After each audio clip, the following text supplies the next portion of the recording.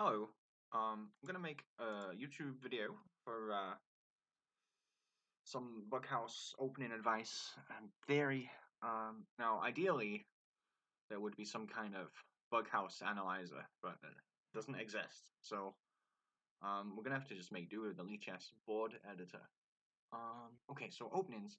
First thing is, you should never play the same opening, every game, unless you are 100% effective with it. If you want to win, that is, should never get stuck in the same style, the same opening line, unless you are just a machine and you can win 99% of games. You should always vary openings, vary style, be kind of fluid. There's a good reason for this. Okay, so a lot of players like to do this. This is just one sex in line. And then you demand knight and queen. If you get knight and queen, then you pretty much force black to give the queen. Um, the problem is, where do those pieces come from, right? Um, it's hard to force the perfect trades for your partner. You know, playing moves like, for instance, whoops,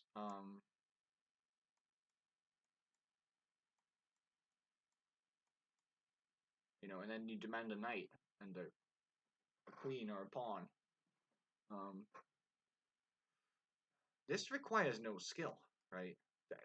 The work is on behalf of the work is done by the partner who has to do the feeding, who has to creatively force the right pieces, which is really hard. So, there are some career 1400s and even above who think that this is a fine way to play, but they never ask themselves the question, where do these pieces come from? Maybe if they simuled, they would be forced to think about that. Some players, don't sax it, but they do kind of the opposite, where, whoops, they'll always die to high trades, and why are you trading so much? Is what they'll ask their partner. Well, in a fast-paced game, um, it can be hard not to trade the board. The whole premise of the game is that things will come from the other board. So if you want to be a materialist, someone who invites saxits, you have to be fast and you have to be accurate in defense, and that's really hard. And I kind of compare it to, like, if you're gonna make a crossing, it's like, would you rather take a bridge or a tightrope? I'd rather take a bridge. So sometimes I will play fast defense, but not often. You gotta find what works for you. So what opening choices does white have? Well, really, there are a lot, and there are perhaps even more viable options in Bughouse than in standard chess. Um, there's obvious moves like this. There's kingside setups, kingside fee and cow setups. There's queenside fee and cows. There's c4, even though it leaves one weakness, but you can really fix one weakness. Like, it's not as bad as commonly believed. Even this move, it does have some pluses. Like, it's not horrible. There's systems like this, which some Vietnamese players play, and they use their queens to like probe weaknesses, and they'll just win a pawn. And they do this on both boards, and then they have a slightly awkward position, and they retreat the queen a lot, but they just win pawns, give nothing, and they make it work for them. And you can play the same opening lines in different ways stylistically. So, like, this is a London system, and it can be very sack sitting, or it can be very chessy, depending on what you want. And it can even be fast defense. It can even be you castle and invite your opponent to try and mate you, but give a lot of material. Another good setup is this one, the Firefly, and you can castle queenside, you can castle kingside. Sometimes in the random pool, I'll go rook g1, just try and like do a lot with very little knight or pawn here.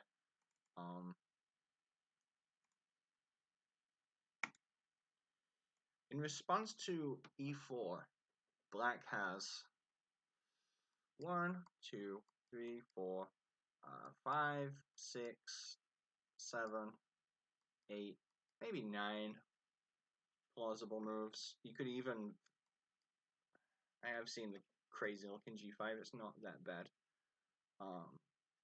So knight f6, in chess this is an Alekhine defense, and you play it like this. In Bughouse, you're not gonna like try and draw pawns forward, because white's not really gonna move this pawn. So it's not hypermodernism. It's really like about light square play. It's about transposing to e4, e5 mostly. But if this happens, you can threaten to sax it. And this is not horrible for black. It can get awkward for white if white doesn't defend accurately. So a lot of white players might even just prefer. Some play queen e2, which does seem a bit too conservative for me. Maybe just this. Invite the sack, but okay, we control e4, we control g4. It's, a lot of players continue like this. Maybe we trade, or maybe they would. I don't really know how black would play this. This should really transpose to e4, e5 anyway. I mean, the knight responses kind of, they're really about like navigating the transpositions. So e4, e5. Now black is not going to go knight f6 because this will mate you with like a knight and a pawn. So it's either bishop c5 or bishop e7. In Crazy House, this is considered refuted. So, I mean, what you can't read off of Crazy House what's acceptable in Bughouse, but it's often a good sign. So most strong players play bishop e7, locking down this diagonal, and white may castle. White may play knight c3, d3, or d4. D4 is strong because it opens up the files with the gain of time. You don't necessarily even retake, but if you do retake, then see the light square dominance is quite real here, and it's tricky defense for black. Let's go back.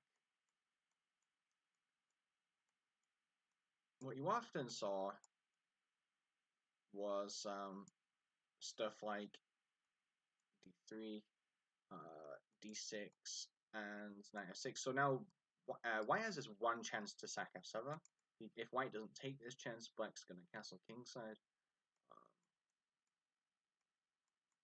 And pawn h6 is possible. If the pawn's not coming, or you think, okay, it's just a pawn, because okay, you get pawn h6. If you don't have diags and stuff,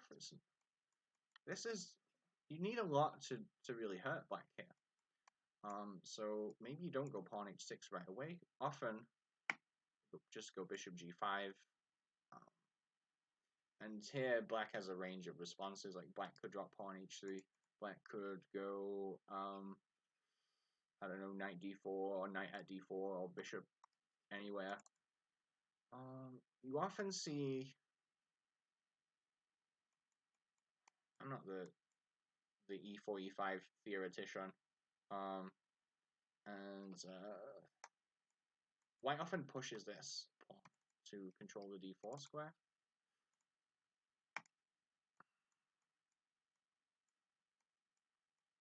Whoops. The e4 e5 lines, they're very volatile. So I often just call it like rook roulette because it's a kind of chancy affair. Who gets that heavy first? Sometimes both sides crack each other open. Uh, think about this a little bit abstractly, because this is not exactly the move order that you're likely to see. Now, if the queen is in uh, white's hand here, if the queens are in both hands, then black will mate first, right? So that, whoops, you wouldn't drop the pawn, but okay, you go, maybe the queens are forced, and you're down a little time. Well, then it's hard. Then you might have to play. You could play pawn g2, and then if your queen comes, you will mate. But what if black has a queen and a rook? Then there's rook h1, forces this with check, and now pawn h3 is mate by force, because if we go back, there's queen g2, and if we take the pawn, the knight defends a g4 square, which is crucial, and that's mate. The rook h1 trick is like any strong player has just got to be alive to it. Any sacrifice that forces your king into a sequence of checks, you should just always be on the lookout for. So this is just so volatile, and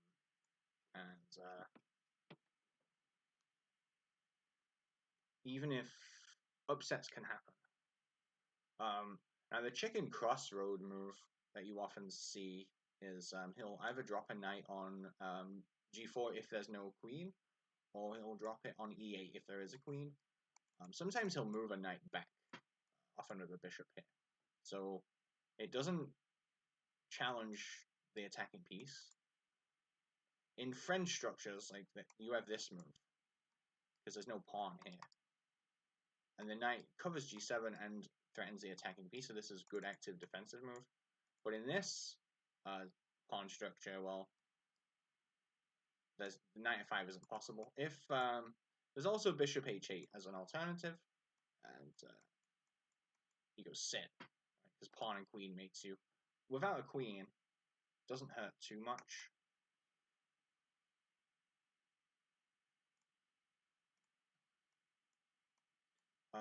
I guess e4, e5 is not really my thing, but there are some, I guess there's one idea I want to draw to your attention before I move on, which is, well, actually, there are different forms of queen sacks. Oops, that's not right. And knight d5, black can play this. Hang on, that's not what I meant. Bishop here, then bishop takes, and the knight goes to f4. And like even with minors, black can really hurt white. So there's the queen sack. Now Crazy House, this was a very common idea for a while. It was eventually refuted, so this doesn't work in Crazy House. If black tries this in Crazy House, black is losing by force. So that's one queen sack. The compensation in Bughouse is probably a lot better.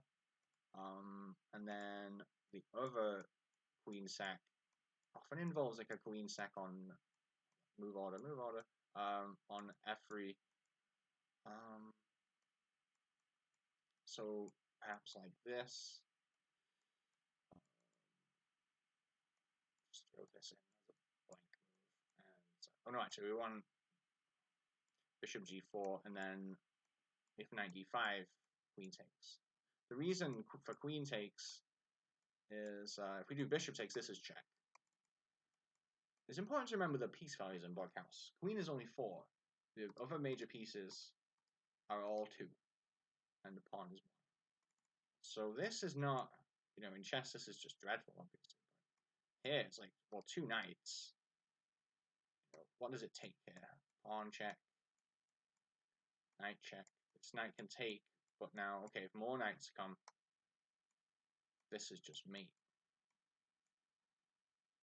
So the queen takes f3 idea. Now the faster you are as white, the further in advance you'll see this idea, and then you can tell your partner what to hold. And then ideally you can take the extra material, clean up, you know, plug the gaps in your position and just move on, play on up a queen. So e4, e5 is extremely tactical. You need a lot of speed, and sometimes it's just decided by a queen that shouldn't have been traded. So okay. There's e6, and white has three options here. Maybe there's a minor option of, well, we don't actually push this d pawn, and black can just continue developing. There's also an interesting idea here. White can maneuver the knight around. Or also, white often plays this, which is really strong in Crazy House. And sometimes white just goes for the throat. Very free with the pieces. You can give this, and well, you know, there's the f7 sack. You can play against the queen. So this is a very double-edged way to play.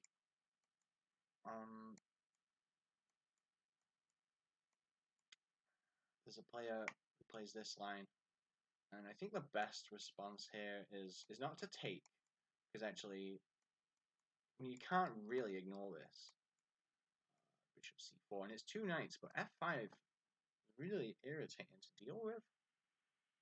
So the way I got to playing this, was bishop d6. So we cover g5 and we cover e5. Now I'm sure knight c6 is a plausible alternative too. I guess I don't like this, because if knight at e5, like c6 is kind of weak and we're not well developed, so our queen can get chased around. So this is why I like bishop d6. It's the principle of like, well, you're attacking them, they don't have the option to attack you. So I got a lot of games that went like this. And actually, you still don't want to grab this knight. This dark square control is maybe worth more than a knight. Maybe just develop. So that's the minor fourth alternative. Now there's the advanced variation. And actually, this is, even though a lot of low-rated players fear this for black, they're afraid of getting killed on the dark squares. If you're fast, you never get killed on the dark squares.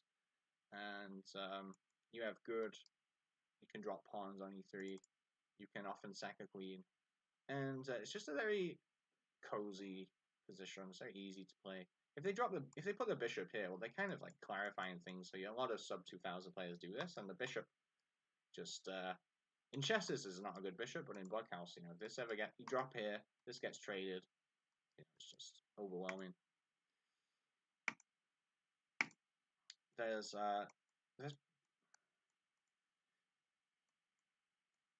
if you have a mouse slip bishop e7, this is actually how people used to play this line with h5. The knight comes here, so then the rook can recapture, the pawns don't get damaged. The bishop, so a lot of people play bishop b4. I've never liked this move because it just makes g7 too weak. Like knight h5, and it's already difficult.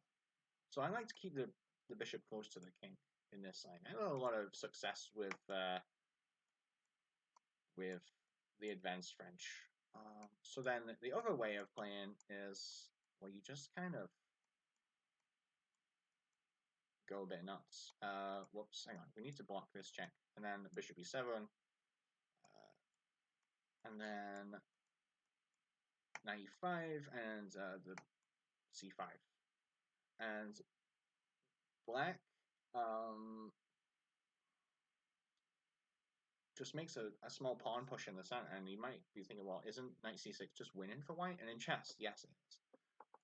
But in Bughouse, we counterattack. So if they take us, if white takes black's queen, black takes white's queen, and it's more or less equal. If we block, then queen e8 or queen d6, and then there's this trick, and we counterpin. And even though we lose a rook, black has great compensation here. So what a lot of people do is with the queen on e7, they'll drop a knight here, and then they hope for this with pawn at h6. So actually, black doesn't really want to take it right away. Black wants maybe knight f5 is nice. But you've got to get that queen back for your partner quick. So that's one way of playing exchange French. I guess the alternative, and I think this is white's best option, is just to leave attention on the board. And this bishop doesn't have an easy life, and it can undermine black's whole game. So there's one line, and black plays like this. If black plays bishop e7, then white pushes, and like where does this knight go? You know, black just has a cramped game. Because the knight never got to go to f5. So people feel compelled to play this way with push, and so this trade happens, and white just counters. And okay, we take, and this is really hard for black to play. This is why I don't play the French defense every game, because the king side is so soft. And in theory, black can get like white square play. It's an old variation, but it's tough to play. So that's e4, e6. There's d5. So white doesn't have the option of maintaining the pawn center. So there's different ways of playing this. Now, an interesting result arises because it's like, well, black has the option of taking queen takes d5, but this is usually dreadful. It's worse than it would be in standard, because not only do you have the original knight gain of time, but you have like droppers in the future. So what black nearly always does is gambits this pawn. There's an interesting minor line here of e5, which I associate with Ahsoka Death Note from Vix, and sometimes I use this line, and it's very bewildering when you're white and you see this for the first time. And there's lots of interesting sack lines, although this is probably white's best response to that line, and black has to play awkwardly, and like the b7, c7 squares can be exploited.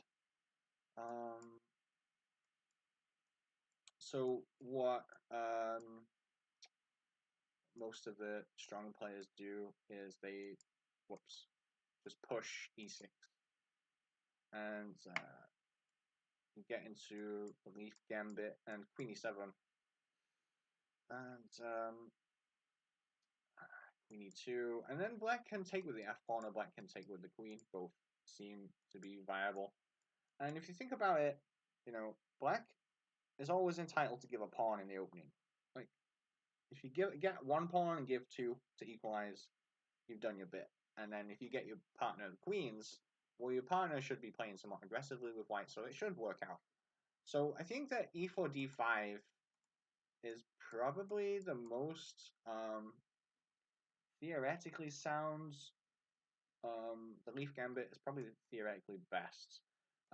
We often see this line as well, and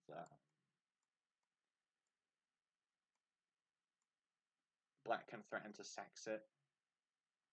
White's idea is just, these are some long-term weaknesses, and white has won an extra pawn, which to some players means something, and it's gonna go d4 castles. I mean, I think that most strong players would say that e5 is theoretically best. So that's a minority opinion of mine, I guess. d6 is playable. There is a kind of bishop g4 line, which is good to know. White usually goes bishop e2. f3 is also, I think f3 makes a lot of sense. Even though it violates the rule of don't push your f-pawn, these are not iron cast rules. There's also Fee and Kettle lines too, but you've got to get h6 in fast, because if this happens to you, you're just practically dead. I never really did this as black, but a lot of strong players find it to be a good weapon here and there, like Caspi wins, for instance.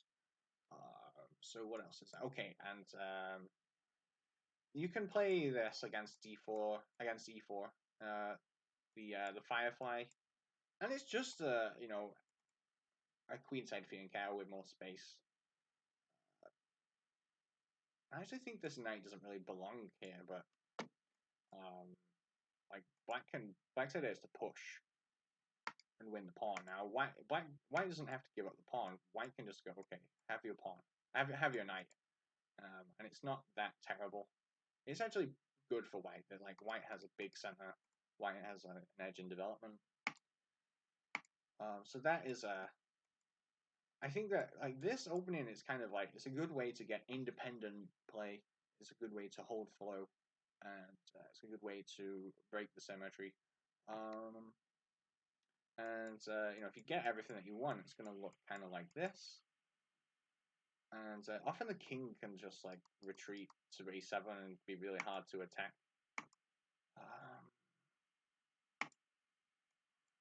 So what's our final alternative? Well, it's c5, which you know most Bughouse players will tell you never play c5. Just not true. I mean, even if like white has a house,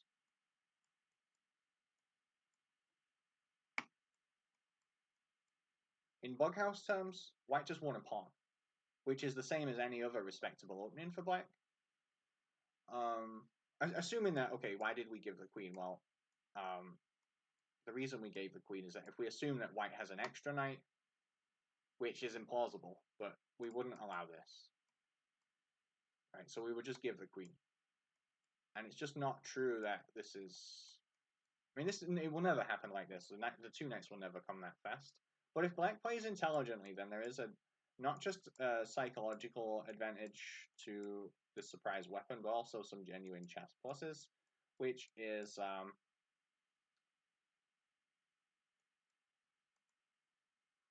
that you get this e6 d6 setup, which actually some people just play, so they just have this pawn here. The issue that you often get with this is e6 with not d5 but d6 is that it's just so cramped.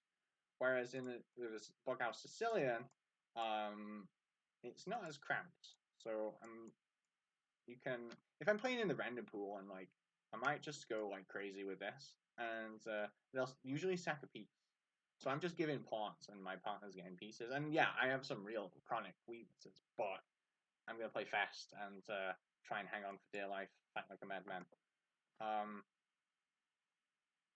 And actually, what you do sometimes get is, well, if we played it like this, is this, and pawn h3.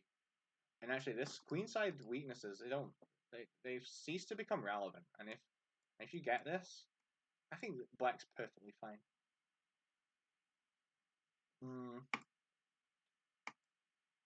So yeah, I guess I forgot to talk about e6 d6.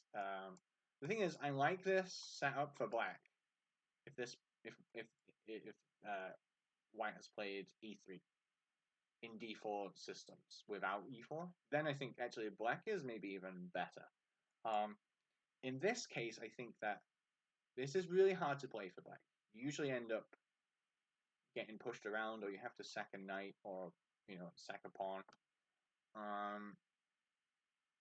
But it's an option. I guess also I could mention b6 as like a not the Firefly, but just a regular queenside Fianchetto.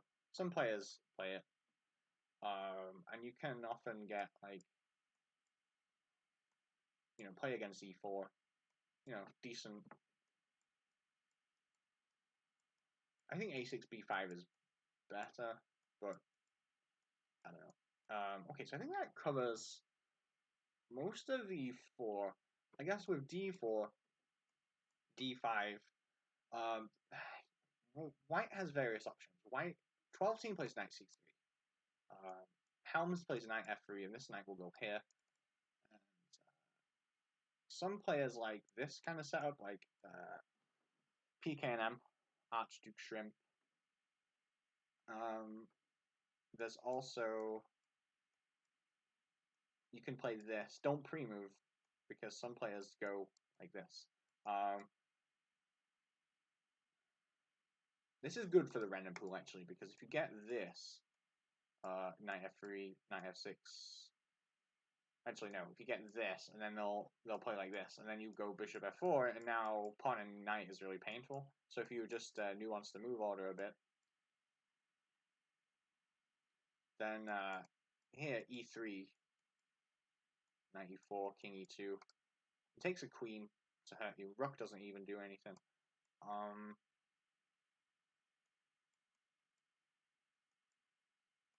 So if you do bishop f4, or even bishop g5 is interesting too.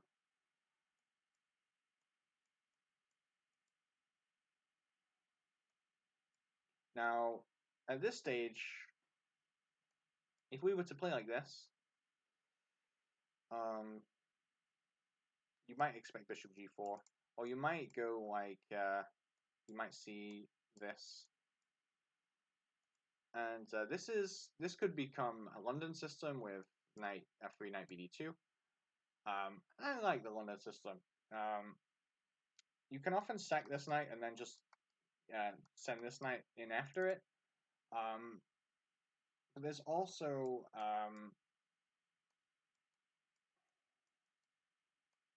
knight e2, knight g3, and knight c3. So like this setup is usually associated with 12 team, and you can move the rook, you can castle. I always preferred the more chessy system with the London. You can also play, I think probably Meany U is the one who does this the most, a kind of hybrid. So knight bd2 with bishop g5. I actually like this. I like this a lot more than knight c3. And the drawback to bishop g5 in general in d4 systems is that, well, we're defending this and f2 is hit, and we really don't want to do this because without having moved the e pawn, our king is in a lot of danger. Like, I think you've got to be pretty bold to let pawn mate you. And then if the pawn is coming, then you have to go up. You have to go out, and that's kind of. It's just you're practically done. It's practically GG. So the way I used to play this line, and I would go bishop g3 and go, okay, take this, and I'll open the h file, and this is awesome for white. But an intelligent player doesn't take this. So my alternative that I've been using recently is this: make a second move of the bishop, and this pin is irritating. And if they want to go back, fine. Now you got the bishop g5 move in, and you're not being hit with 94. You can trade it off. In general, it's always good to trade off aggressive pieces.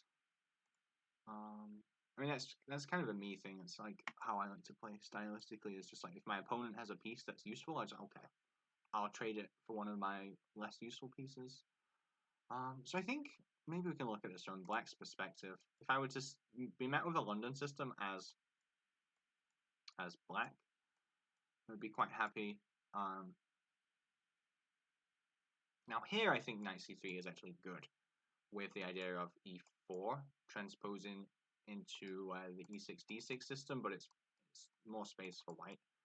So, but a lot of players don't realize, and what they want is bishop here, maybe a knight move, and to just like the bishop will tie down the rook, and if the rook is tied down, knight h5 is really painful. So, for black, what you want to do is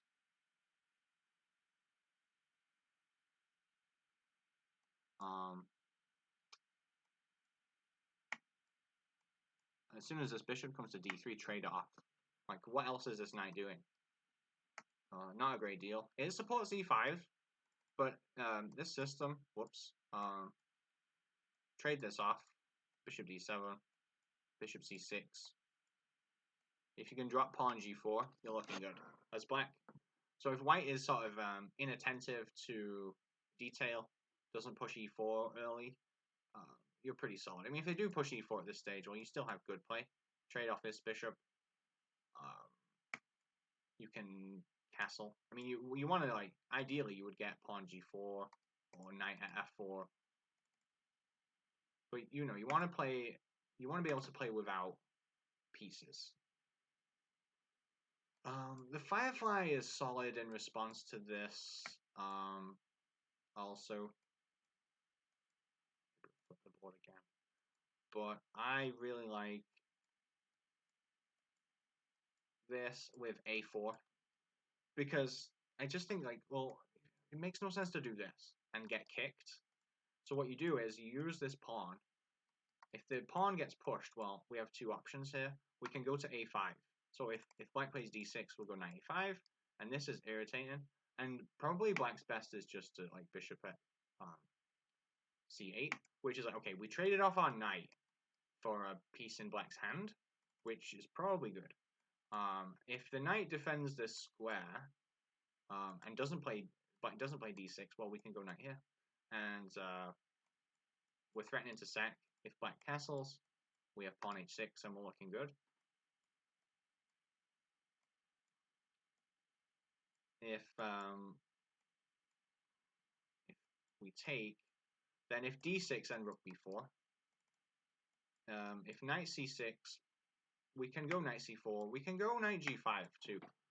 The light squares are weak, so if this d6, knight g, I think this is worth the piece because d6 has been weakened, so d6 is just a mistake.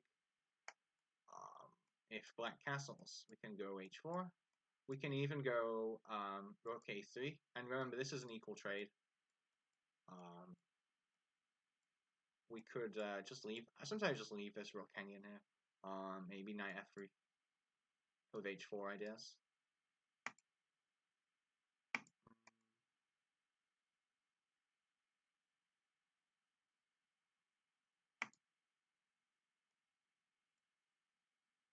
c5 is really not playable for black. I guess also there's this kingside fianchetto, which I think this setup is not the best for dismantling. If I know that someone's going to do this, okay. 12-10 has this nice system. Knight 2, d5, and knight f4. With we're hitting g6, we're hitting d5. Bishop e6 just drops a pawn and kills black on the light squares. We have h4 ideas too. So this is a nice way to play. This is kind of like an advanced French for black, but without this problem piece. So like when 12-10 does this against that setup, it makes a lot of sense. I'm trying to think if there's anything I haven't covered. So I mean, those are the variations mostly. But I think if you're winning a series and there's no need to change, unless you want to win more. If you're losing, then you should vary variations, like opening variations, but you also vary style. So, you know, try being aggressive, try being more autonomous. So, I mean, Jan Lee has this opening. He goes knight f3, knight c3, e3, bishop b5. And sometimes the knight ends up on d4. And sometimes he'll get like this kind of stuff. You know, maybe white didn't even win a pawn, but like, whoops.